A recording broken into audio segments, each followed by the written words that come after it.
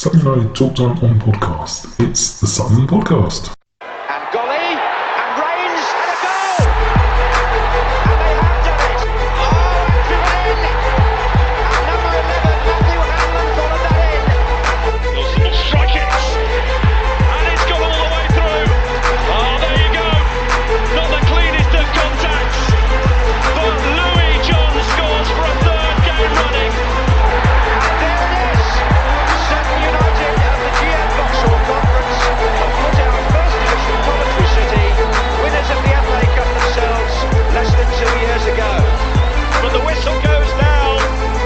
Delight for Sutton United. Sutton United, the National League, are through to the last 16 of the FA Cup. No longer English football's perennial non-league club. A 123-year crescendo reaches a new peak for Sutton United, who are promoted to the Football League for the first time.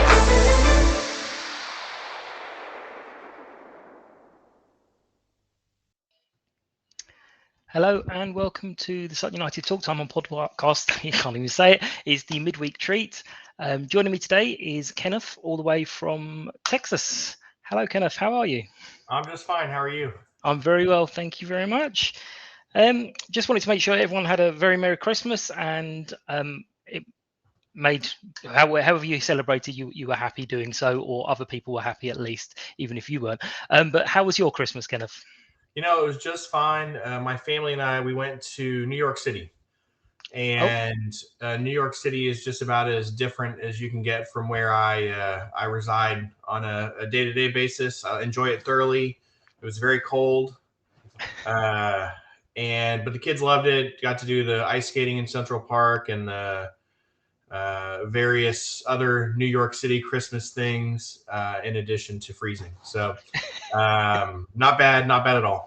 Excellent. So you spent the actual Christmas day in New York as well? Yeah, we were there until last night. We Beautiful. left last week and we did Christmas Day up there. And we live, where I live, I'm not going to pretend to be able to convert it to Celsius, but it's about 75 degrees Fahrenheit here most Christmases. Mm-hmm. And my wife is from the north and wants a cold Christmas. So Oh. the last couple of Christmases we've traveled so that she could experience something more like her childhood. I am just fine with a With the 75-degree Christmas. I grew up on the Gulf Coast of Texas. It doesn't get cold. Maybe 3 nights a year it gets cold, and I'm perfectly okay with it. Well, we have the lovely thoughts and traditions and hopes of a white Christmas, and it never is. It's a rainy Christmas mostly here, or certainly in London. It's usually a rainy Christmas. We get snow every now and then, but we can't cope with even half an inch of snow, let alone what's been going on in New York. So Yes, it's a whole different world. yeah, absolutely. But obviously, you're from Texas. You grew up in Texas, and you've decided to become shareholder supporter of Sutton United. So how, where, why? That's a very, very good question. And I'll tell you that I probably did not see a professional soccer game on TV until, honestly, it probably wasn't a professional game. It was probably an international game. It was probably the 1994 World Cup the first time. I was 12 years old. Yeah. That's probably the first time I saw what we'll call, professional level soccer. Of course, we have youth soccer here. I promise you it in no way resembles what youth soccer in any part of Europe looks like. It's getting better. It's much better now. Yeah. But in 1990 in Rockport, Texas, it was not much to speak of. And honestly, I gave up soccer as soon as I found basketball because I realized I could use my hands. And that was just – and really, as a adolescent and young adult, I was a big time basketball guy, and I still am. I'm still a big basketball fan. When I was in high school, so this is the long, boring version of since we don't have a game to talk about. Yeah, absolutely. Ramble on here, but at my high school, when I was a senior, there was a Bulgarian exchange student. And he had a local club. He was a fan of in Bulgaria, Borgus. And then he was an Arsenal fan. honestly, it's the first time I really had anyone sit down and try to explain to me how professional, club soccer in Europe works, and I still didn't get it. Quite honestly, I did not understand it. I was vaguely aware of if it was a big name soccer player, I was vaguely aware of them. When I was in high school, I took a trip to Paris with my school, like a spring break, stay in bad hotels and eat salmon pate kind of trip. And came across the PSG store on the Champs-Elysees. And so I kind of became a default PSG fan at that point. But when I say that, I couldn't even tell you. I think Pochettino played for them then. I know that now. I didn't know that then. Yep. I couldn't have told you anybody who played in the team. That's not true. They had JJ Okocha played on their team, and I remembered him from the World Cup. So, I knew one guy. And so that kind of was my intro, and he, got me involved in it. And then when I went to college, I found Football Manager. And that is where I developed probably more of my knowledge. But even then, I played that same version of Football Manager for like 6 years. Like, it was the same old players, and I didn't, I was hardly keeping up with it. And then it really picked up when they started playing. I mean, I'm talking like 5 years ago, they started playing Premier League games on Saturday mornings. Mm-hmm. And I would get up and watch them. And that's kind of where I got hooked. And the fact that American players are starting to become more prevalent in European leagues is a huge part of it. Because I will say, I was talking with one of the other shareholders who lives in the United States a couple of months ago, and they have childhood clubs. I don't have a childhood club. MLS barely existed. I still don't really enjoy watching it. I don't have like a local childhood club. So my childhood club is the men's national team. Yeah. Like I have fond memories of games I saw and players and the guys who, the legends who performed for the team when they were, nobodies. And I remember that all pretty well and really looked forward to it. And pre-COVID, I'd probably taken a men's national team game 2 or 3 times a year, if they were convenient to me geographically. So that's my background. So it's more, and it still is. That's still probably my primary interest is the men's national team as we go through our permutations of missing the World Cup and hopefully on our way to some modest glory here in the near future. But I would say Pulisic signing with Chelsea probably supercharged my interest in English football in particular. Mm-hmm. But even when I got involved, the story of how I got involved in Sutton in particular is that I worked with a brokerage. There's a company in New York City that does this. And if you tell them you're interested on our side, teams go to them and say, we're interested in finding, shareholders, investors, whatever. And for years, all I would get was like Serie C bankrupt clubs in Italy. And I just had no interest in that for a number of reasons. And when the Sutton opportunity came along, it was perfect. It was exactly what I wanted, a fiscally responsible club, but that had some growth mindedness, was trying to improve their situation in the world. And it just worked out perfectly. And really the better part of it is that when I spent time, I've actually never been to a Sutton match because of COVID. And I've never met any of the other shareholders or board members in person, but we spent hours on Zoom calls getting to know each other. And they had a lot more questions for me than I did for them. They were very curious as to why a lawyer in South Texas was interested, and fair questions, but I'm a sports nut. That's what I do. College sports here is a huge thing. And that's really for years has been my thing, but a lot of it's changing now, and I'm not sure what the awareness of that would be in the UK. But they've changed a lot of rules on transferring from one school to another, and it's kind of made it an open season, which is good for the players. But as a fan, it's hard for me. Watching a kid go and play as a freshman and grow every year to a senior year and see what he could accomplish provided a lot of the value to me in it, and you just don't really get that anymore. The really good players jump to the NBA immediately, immediately, and then if they don't play first year, they just transfer to a new school. So every year it's like a whole new roster, very hard to keep track of, et cetera, et cetera. I won't be the cranky old guy complaining about it, but new rules. Yeah, just new rules, changes in the kind of the foundation of it. And I've simultaneously found Sutton in particular, but English soccer in general to be kind of the opposite. The traditions have held, and basically the way that fans responded to the whole Super League thing is exactly how I would have felt about it if someone had asked me about all the changes in college sports. And so I like that there is tradition, history.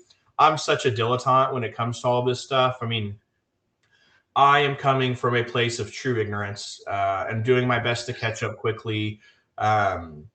But it's a whole new world, and I really enjoy it. It's like finding a new thing at my age is rare, and it's been wonderful, and kind of built my knowledge base on, and I'm going to keep calling it soccer just because I get confused when I start. Yeah, I know that's a thing, but I'm going to keep calling it soccer. You saw my Twitch every time. Yes, exactly. Everyone does. That's why I usually give the disclaimer in advance. I'm going to call it soccer.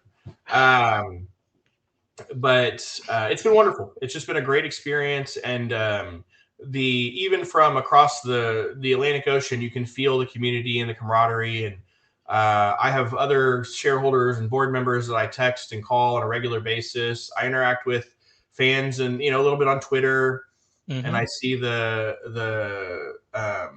just the positive support, and also the down to earth support, which I love. I love that it's a place where everybody can appreciate the beautiful absurdity of how this has turned out, and thinks of it in a it's a great opportunity. I love it. It's wonderful. Yeah, the awesome bewilderment of this isn't happening. What? Yeah, I mean, one of the things that I'm super proud of. You don't always think of it, but the core group of people I've had on.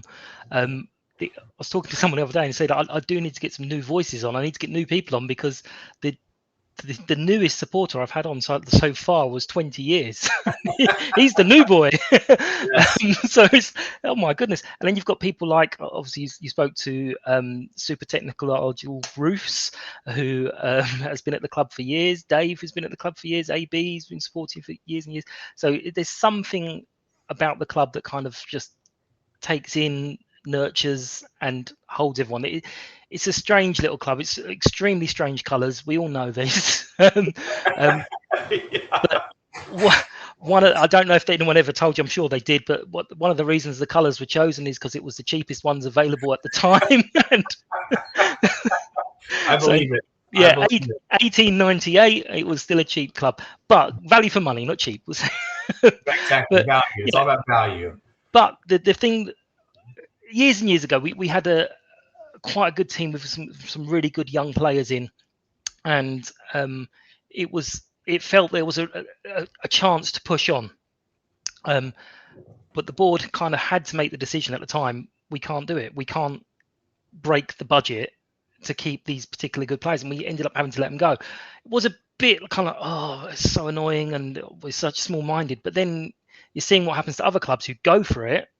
Like Kingstonian is my favourite example. They just absolutely went for it, and they now don't have anything to look forward to. I mean, they've got a team, don't get me wrong, but they're in the wilderness. Whereas Sutton, you kind of knew that at the time, I didn't know where they'd be in 20 years. I kind of figured they'd be at the same level, but we'd be watching football. But absolutely, they've just taken this footing and went, you know what, we're going to just slowly build, but we're not going to break the bank to do it. And that's so rare. I mean, that's where I would say that when I got up, and I do want to throw another disclaimer in there, is that I have absolutely no decision-making authority at the club, and no one discusses anything with me. So I have zero inside information or strategy to offer here. But I do think from when I was just a third party looking at the club and seeing if it's something I'd be interested in, the fiscal responsibility was a huge component. And I do think that the nature of how the club is managed and how it was built has really created an opportunity to have the foundation, the tradition, and the stability. And then also there is now opportunity for finding a way to keep the players you want and to improve your standing while still being relatively fiscally responsible.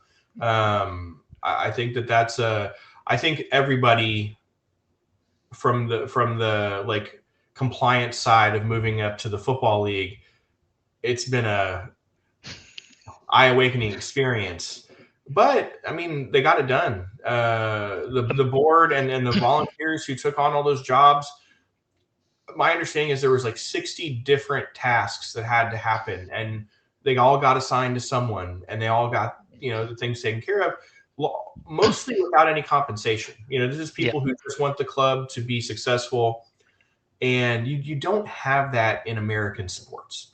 There is no equivalent. There is no college sports being the closest example. Mm-hmm. You don't have that at a professional level, and it's allowed us to focus on the field product, keeping a manager who clearly has the score figured out with this squad. And it's been a wonderful thing to be part of, and to see considered and deliberate decision making continue. I think is a wonderful thing. And having the old guard and then some new blood is wonderful. It's a great combination of how to improve the club continually going forward. I mean, who knows what's going to happen this season, but I don't think anybody saw this coming. And it's been pretty unbelievable. And I've seen some of the advanced metrics on, some of our games seem ugly, and sometimes they seem like we're hanging on by a thread. But if you look at a lot of the advanced metrics, they're very predictive of success. And whatever Matt is doing is it's bearing out in both the results, and I think when you look deeper than how you feel about the game as it happened, if you look deeper than that, like our quality shots are and converted goals and actual goals versus expected goals, we're very positive in all of those metrics. And I think that's you get you see the results on the field, or you see the results on the table. Maybe you don't see it straight away on the field, but you see it on the table for sure.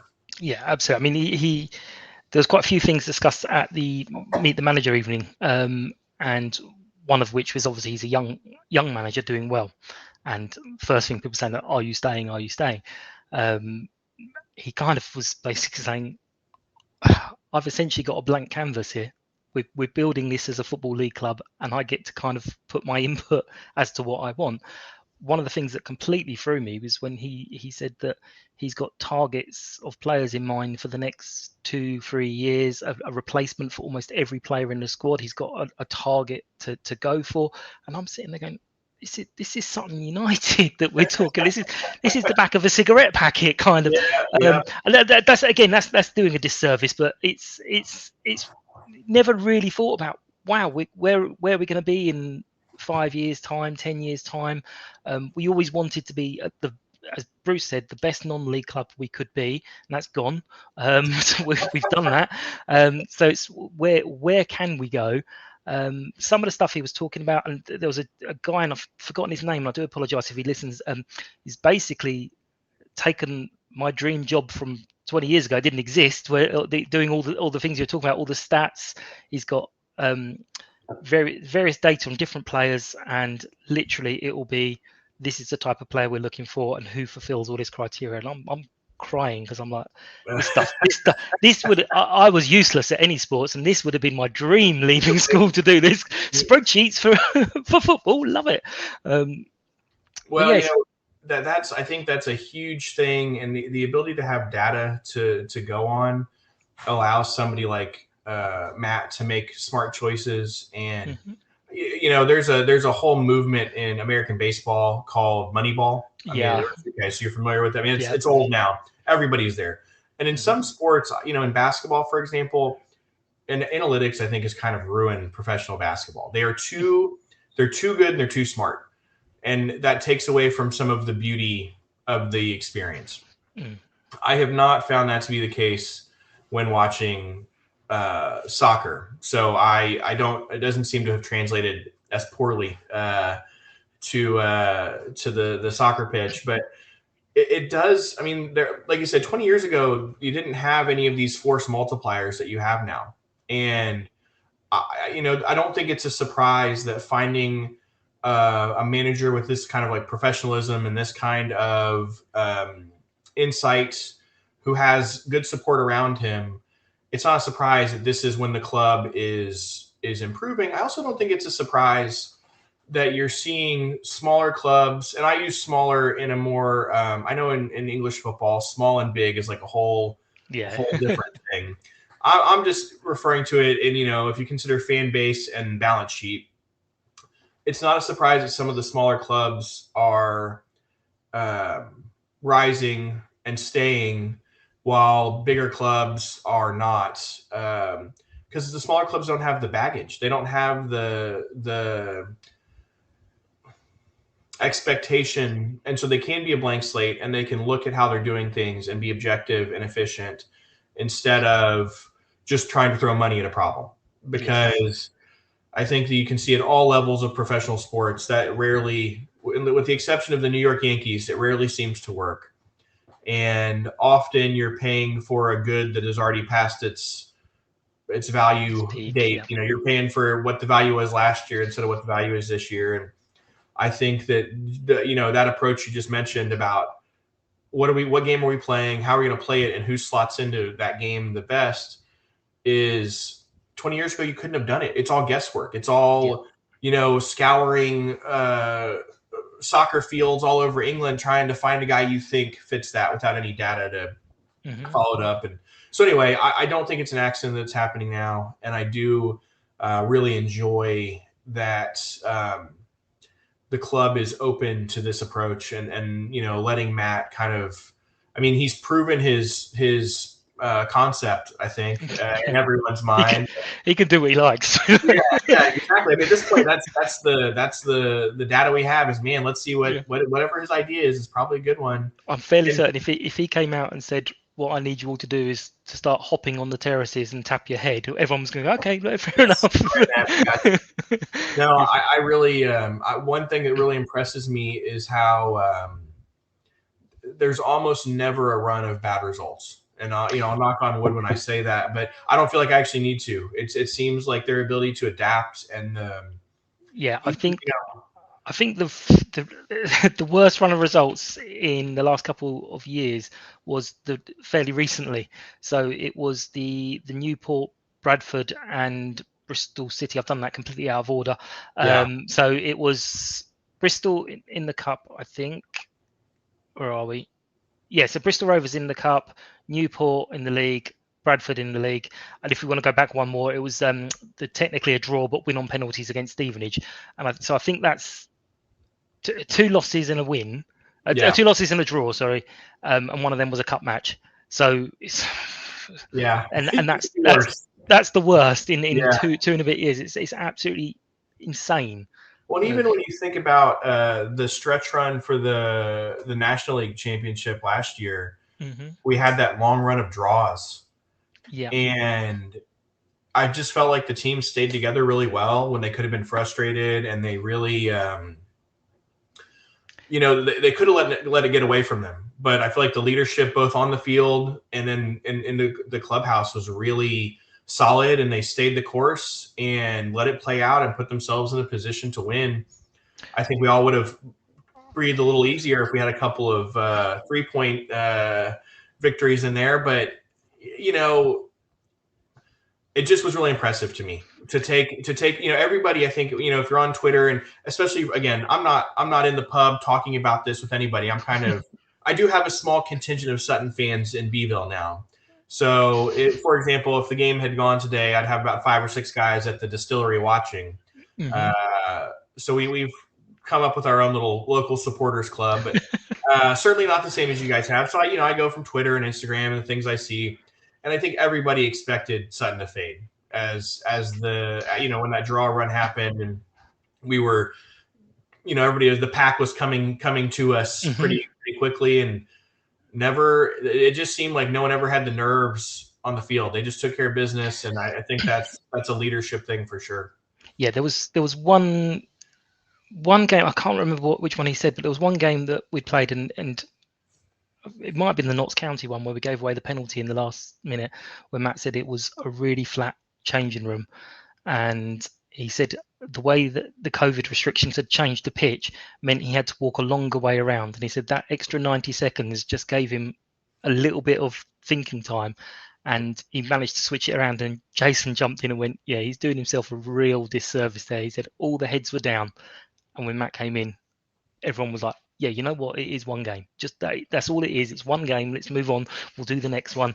But yeah, so it seems to be a perfect storm with the board open to change. I mean, Bruce got as cross as Bruce gets when I sort of mentioned that there was a feeling when Matt was appointed that he was a safe choice because he was promoted from within the club, and Bruce kind of told me and said, well, he wasn't a safe choice because he hadn't managed anywhere before. There was lots of other alternatives.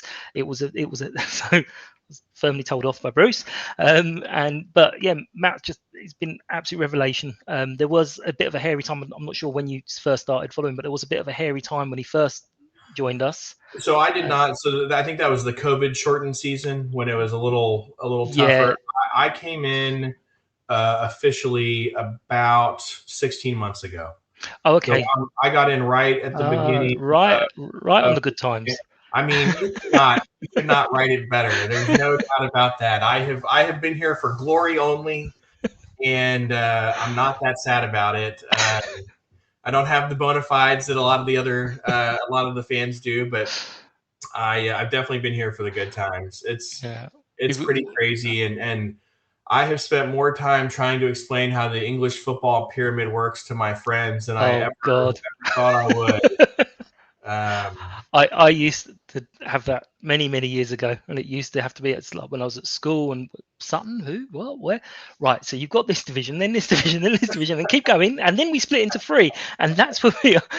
And it's like, my god!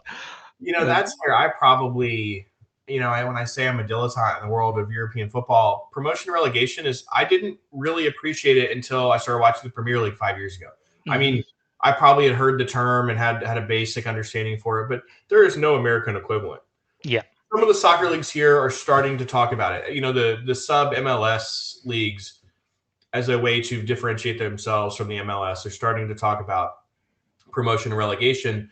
But as you can imagine, the people who buy the teams don't want that. No. So it's just such a different a different thing, and then wonderful in what it is. And, when you follow being a PSG fan from probably age 18 until I started following Sutton, they're not getting relegated. So it's not and the other club I was super aware of was Celtic, just because I'm Catholic. And so I was aware of Celtic. And also, with the exception of that little Rangers financial fiasco they had, neither of those clubs is going to be relegated otherwise. And so anyway, it's just one of those things where I have come to love it because it does give you, even going into the season, if we had modest expectations, staying up is such a huge positive for the situation Sutton is in, especially so we can pay for all of those improvements to gain the green.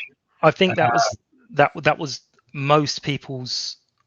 If you pinned everyone down and said, "Come on, tell us what you're after for this season," it was stay up, hopefully get the money for the following season, and then see where we can go, because so much of it, Sutton fans, I don't interact a huge amount with loads of other fans, but Sutton fans are very strange from what I'm seeing on Twitter, where we are really know about the money side of things, like the Papa John's Cup, the Pizza Cup. A lot of fans don't like it, and I understand why, but then the Sutton fans are straight away going, £10,000 for a win? Yes, thank you. Bring it on. Yes. Which is kind of, I know it's strange, but we're so used to being really aware of every penny of every season. I think it's a good thing. I think it's good for the fans to have at least an understanding, even if you're not looking at the spreadsheet, to at least have an understanding of where the club is. And like you said earlier, appreciate the fact that it's sustainable. It is not, you're not just taking a flyer on trying to be the one team that does well. Because when you take that flyer, you have, a 3 to 5 year window to get it done. And if you don't, you're going to suffer greatly. The window is just bigger. Now it's a smaller target to get through, but the window is a lot bigger if you're financially sustainable, and the club has done a really nice job. But I also think, and this is part of where I come from. A very small part of it is soccer is growing. When you look at, and when I say that, I don't just mean in America and Europe, everywhere. It's becoming bigger and bigger and bigger all the time. There is a valuation increase in every soccer club that's financially viable. I mean, there's just a reality there that what Sutton was worth, 20 years ago, if someone came in to give a valuation, is less than it is today, Yeah, just absolutely. because of the accessibility. I can watch Sutton matches. 20 years ago, I wouldn't have. What would have been the fun of investing with a club in England? Because there'd be no availability, no anything. You wouldn't I even have watched. Twitter to follow it on. Well, exactly. I mean, right. I get to interact with you guys. If Twitter didn't exist, we wouldn't be here right now. We wouldn't have had this conversation because it was through. I noticed you did something on Twitter that I said hello. Yes. And so I think that there's a reality that the value of whether it's a financial or experiential value, the value is greater now than it's ever been before. And I think Sutton has done a nice job of acknowledging that without changing the character of the club. And it's just been a really accessibility to soccer is probably the biggest reason why I was not a bigger soccer fan as a kid, right? I mean, I got to watch the World Cup. I had Fox Soccer Net or whatever the channel was that would play European soccer games in the middle of the night. And I'd watch them. When it comes to soccer, rugby, and cricket, I probably know. I'm a 1% knowledge person. I know more than almost everyone else who's a native-born American, and I still don't know very much. But I know enough to be interested and to really enjoy it. I could probably tell you all the rules of cricket. Probably. I'm not gonna. Don't quiz me because I don't want to. It's all right. I won't. We won't talk about cricket. Okay. Yeah. But in that sense, in fact, when I signed on with Sutton, I became a non-playing member of the Sutton Cricket Club. Okay. Just out of support, and a couple of years ago, we all for some reason got into cricket, and I have a little, it's like the rubber ball kit or set for playing cricket that we occasionally mess around with. So I'm an outlier on that front, but I do think soccer has become a bigger deal. I know, just look at all the American families and the big companies getting involved in it, the Middle Eastern interests that are getting involved in it. People see it's growing, and Sutton is not yet $1 billion club, but as the clubs get bigger, I think the valuations, the awareness it grows, and Sutton is right in the right place at the right time to be. You look at some of these clubs, I don't want to pick on any of them, but, used to be in the Premier League and are now in the National League and have stadiums that are unbelievable as compared to our very modest home. And you wonder, wow, if they had been more financially responsible when, the time was right, they should be where Sutton is. They should be taking advantage of these opportunities and these things, but instead they're digging out of a hole. Yeah. So teams like in our division, you've got Bradford, who are in the Premier League within easy memory. I think 20 years ago-ish, they were in the Premier League, and now they're playing in the same league as us. The guys who went up there were like just looking around the stadium going, this is insane. Why are we playing a league match against them? And then you've got Norwich currently in the Premier League getting a lot of stick and criticism because they've refused to spend hundreds of millions to improve their playing squad when they kind of knew they were probably going to get relegated anyway. Yep. So they've decided, you know what, we'll stick with what we've got. We're not going to spend loads of money. We'll get relegated and we'll keep going. So and they're very good at that. I think they may well yo-yo again a few more times, but eventually they are going to come up and be in a position to stay up. Well, exactly. Because instead of ruining it all for one run, I think it's a savvy thing. I'm sure it's frustrating both for their opponents and for their fans, but they know what they are, and they know and at the end of the day, you only answer to yourself. Exactly. You're the, whoever the decision makers are have an obligation to maintain the club. And I think being realistic about where you stand is really important. It's also amazing the gap between the Championship and the Premier League. And then Championship, I was looking at a ranking of European leagues. I think the Championship is considered either the 9th or 10th best league in the world. And the gap between the Championship and the Premier League financially is so amazing. Yeah, it's amazing. And you just see that with that churn there at the bottom and the top, no one can be safe. Yeah, absolutely. Right. So as you mentioned, there's no game to preview. Did you? it wouldn't have been on iFollow, but did you listen to the Mixlr for the Surrey County? No, I Senior followed Cup? it. I followed it online. Honestly, that's just another example of a thing where I wasn't actually sure what I was looking at. But it said Senior Cup. I was like, what is the Senior It's basically we're split into counties, and each county would have its own little cup competition. Now, Sutton being a funny little place, is we both qualify for the London one and the Surrey one, but we've kind of gone with the Surrey one for historical reasons. And we have, over the years, we joint, I think, or one behind Dulwich. So this competition a few years ago was, I think when we got into the National League, was considered not a first team match. So it kind of got downplayed a little bit. So it's for essentially, if we had reserves, it'd be reserves or the youth team, really. But every now and then it just catches your little interest. And because the Boxing Day game was called off, Matt decided he would put a few players, first team players, into it with a mix of academy. So kind of a few of us decided, we'll go along and watch it. It was freezing cold. And we played a team called Shearwater, and we managed to win 1-0. I caught the goal, the only goal of the game. I caught it on my phone. Yay! Oh, that's good. Yeah. But yeah, it's a funny little competition. We're supposed to play Kingstonian in the next round, but not really sure what kind of team we're going to put out. But yeah, so it's one of those funny little competitions that some people absolutely love it. There's a guy on the Gandemonian blog called Juki, loves the Surrey Senior Cup. It's like his favourite thing in the whole wide world. I think. Obviously, apart from his daughter, sorry, Juki, but it's his favourite competition. But yeah, so we won that. That was our last game, and it turns out it's probably the last game of 2021 for a few of us, because the next game, Colchester, has now been called off as well. None of these cases are to do with Sutton, so our boys have been obviously very good.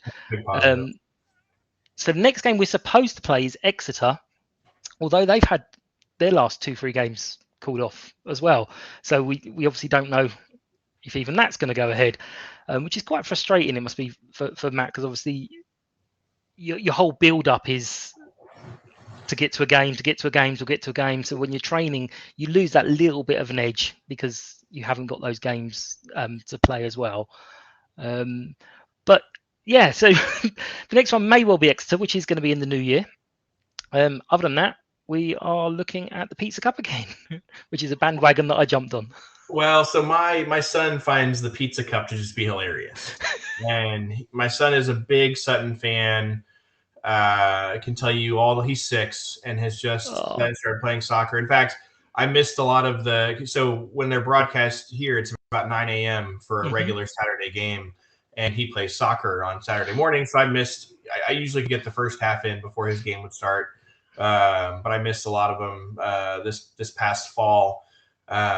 He's a big fan of the Pizza Cup. He really enjoys it. And honestly, I will say that I do like the random competitions. I can see from a man management standpoint on a squad that's not huge and where depth is a consideration, why, it's not maybe the ideal thing. But I love it. I think it's a great thing. I think the more competition, the better. And I really, the NBA is now talking about putting in a mid-season tournament in kind of in a FA Cup type setup. And I think they're starting to appreciate that there's value in all of it. And, in American sports, we do that. We have a season champion and then a regular season champion and then a tournament champion in almost everything all the time.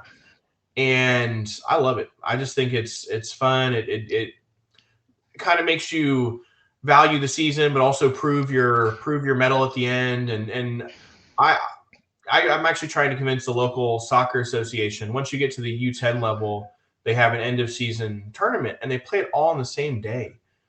And I think it's insane. And so I'm trying to convince them that they should do a cup style tournament during the season, and then have the championship of that on the day you would do the championship of the league, and then have a league champion and a cup champion. That's just, no one's listening, right over their head. Absolutely no interest in what I'm saying. but I think it's great. And once I kind of figured out what the Surrey Senior Cup is, because I am aware generally that Sutton has a bunch of community teams. So when I saw senior, I was like, okay, is this the senior team? Yeah. As I saw the lineup, I realized no, it's just no, senior and not a U23 or a there's levels. So there's junior cup, which is it's not for kids. It's different levels. So level 1, 2, 3 essentially. And then they have the same for the Sunday League teams as well. They have similar things as well. So except I think they've got a few more different levels of it. But it's a funny little setup. But this Pizza Cup is, Matt pointed out that once you get through the groups, you're only 4 games away from Wembley, and everyone was like, "Oh, hang on a minute." So we're kind of all like, "Who knows? But as I said when I did the Gandemonian blog, there was hardly anyone there for some of the games. Then we had Wimbledon, which was quite a big attendance because it was Wimbledon. And then Stevenage was a little bit lower. And I said, you start seeing when we get through these rounds, everyone's going to suddenly be like, yay, I've always loved it. Well, that's right. It's always good to win. And I think that it's certainly worth the effort, especially for where we are. Both financially, taking a couple dollars home after every win is nothing to dismiss. And then in addition to that, some notoriety could come from it, which is always a good thing. And I just think competitive games are so important for development. I come from a not soccer background, as I said. I coached a lot of basketball and volleyball. And, not to talk about my boring high school coaching career, but I coached volleyball at a high school in Oklahoma City when I was in law school. And it was a school that had no history as a volleyball club, as a team, no background, no wins, no anything. I coached there for 4 years, and the first thing I did was improve our schedule. We went from playing, easy games against scrub teams to losing against better teams. The year after that, we played better teams again. We won a few more, and we instilled kind of a seriousness and a analytics-based approach to the team and all these other things. And I left in 2012. Since 2012, so my assistant coach took over for me. They won the state championship the following year. They've been to state every year since then, and they've won 2 more state championships, including this past October. And I just am a huge, I think, I'm going to call it professionalizing, but taking things seriously, playing competitive matches with the downside of potentially, the fatigue and the injuries that come with it. I love it. I think it's a positive only, and it also breaks up. This is the National League was worse. But it was a long season. Yeah. And to have a few different things to look at, opportunities to play your reserves, people who wouldn't otherwise get in the game, because you never know when they'll be needed. Yeah. I think about the shootout match you were mentioning earlier, where Stevenage come back in. Yeah. And after the reserve goalie got hurt, I mean, you got to be ready all the time, no matter who you are. There's no days off. And even if you don't win the Pizza Cup, getting guys the experience that when the injuries come down the line or when the COVID issues come down the line, they can step in, and that's going to be huge. And I think for a club in our status, it's not like we can just go out and buy anybody we want. We don't have a lot of opportunities on that front. We need to build from within and develop constantly. And so I'm pro Surrey Senior Cup. Yeah. Perfect. Right. So I think I've kind of covered everything here.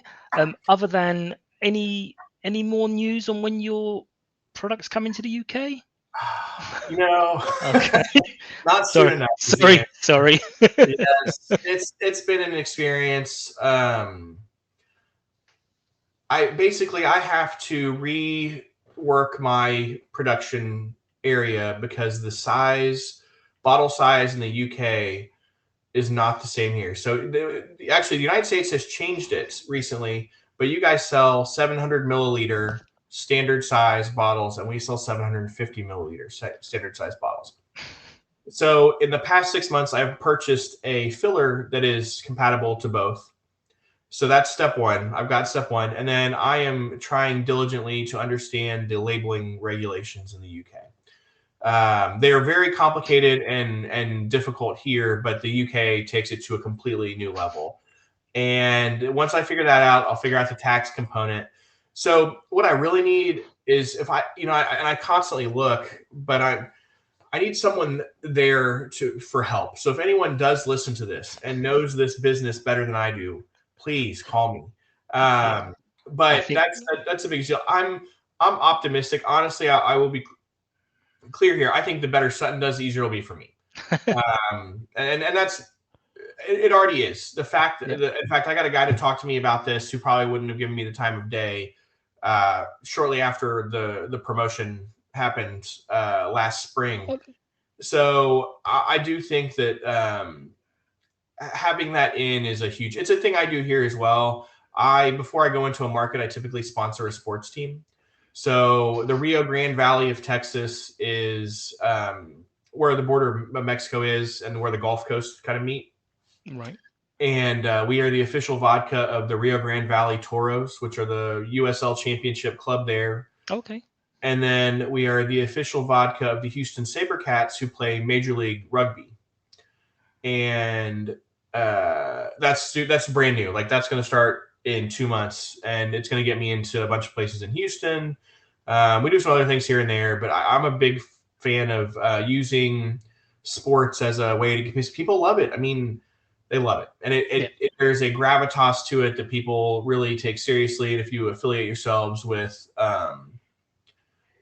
good things and good experiences, it's only a positive. So the Sutton thing has obviously not been intentional. I think I have 2 banners up on the sideboards by one of the goals, but that was just because I thought it was cool. I don't know that I'm getting a lot of commercial exposure because of that. And then for now, they cycle my distillery logo through. If you're watching on the iFollow, I get a little ad in the corner when they do the ad. So mostly just novelty for me. It's really exciting to see it. It's fun. But I was gonna say some of our supporters are definite experts, but it's more in the consumption of products, not in getting it on the shelves, taking it off the shelves. Yes. Clearing the shelves. I think the gin would be a big hit if I can make it happen. There was one occasion a good few years ago. We went to Jersey, I think it was Jersey or Guernsey, I can't remember, and the hotel that they were all staying in had to then send people off to other places on the island to get more booze, and they were like, "We've drunk the island dry. There's no more booze on the island." So, sounds like my kind of people. Yeah, absolutely. I like it a lot. Well, hopefully you will get a chance at some point to come over to Rainy UK with your wife, so she can say, no, I do prefer Texas. Thank you very much. Well, I had a trip planned for the 12th of February for the Forest Green match, but I've called it off because I was going with a bunch of my friends. We're going to come in, do the weekend, and then head home Monday morning. But with all the uncertainty about testing and quarantine and all that, it's just not going to work. So I'm going to try again for spring break probably, which will be mid-March, and see if we can make that happen. Or Wembley. Hey, honestly, if for some reason we don't achieve automatic promotion and we're in the playoffs, I'm coming for that too. Yeah, so, absolutely. I'll make it work in any way I can, and once my kids aren't in school, it'll be much easier. Whether that be spring break or the end of the school year, I can travel more freely. Excellent. Okay, perfect. Thank you very much, Kenneth. Enjoy it, Mike. Thank you. Yeah, no worries. Hope to speak to you again soon. Once again, if anyone wants to join in the chat, just give us a message on any of the socials at Sutton Podcast. Again, I haven't really done a lot on TikTok because I'm not sure what it's all about. And I've just put a shout out to anyone. If you want to be my guest, please just drop me a message. As we mentioned, new voices are always useful, but positives if you can. We're not Arsenal Fan TV. Take care, everyone. Have a great new year, although I should be getting another podcast in just before the new year with Catherine, all things being equal, and hopefully we'll see everyone at Exeter. So take care, guys. Thank you.